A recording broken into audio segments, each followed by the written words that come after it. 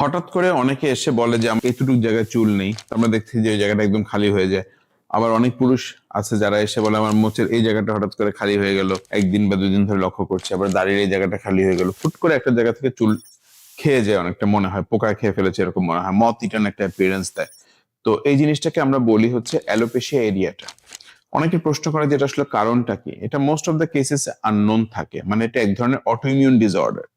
তবে এটার সাথে কিছু অ্যাসোসিয়েটেড সিমটম, অ্যাসোসিয়েটেড কিছু ডিজিজ কন্ডিশন থাকে, যেমন যাদের ডায়াবেটিস মেলাইটাস থাকে তাদের এটা হওয়ার সম্ভাবনা বেশি থাকে। আর যারা হাইপোথাইরয়েড পেশেন্ট তাদের অ্যালোপেশিয়া এরিয়াটা বা হঠাৎ করে এক জায়গায় চুল খেয়ে যাওয়া বা নাই হয়ে যাওয়ার প্রবণতা ঘটে।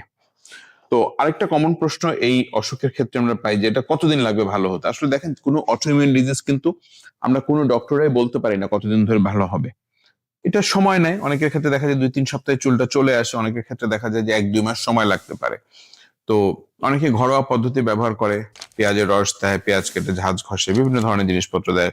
আর এক্ষেত্রে খুবই কার্যকরী চিকিৎসা পদ্ধতি হচ্ছে আমরা মিনক্সিডিল জাতীয় ওষুধ খেতে বা লাগাতে দেই। হ্যাঁ, তো এটা কি করে, এটা ওই জায়গায় যে চুলটা পড়ে যায় ওই জায়গায় চুলের যে হেয়ার ফলিকুল গুলো থাকে ওটাকে স্টিমুলেট করে। তো স্টিমুলেট করে তাড়াতাড়ি হেয়ার গ্রো করতে হেল্প করে।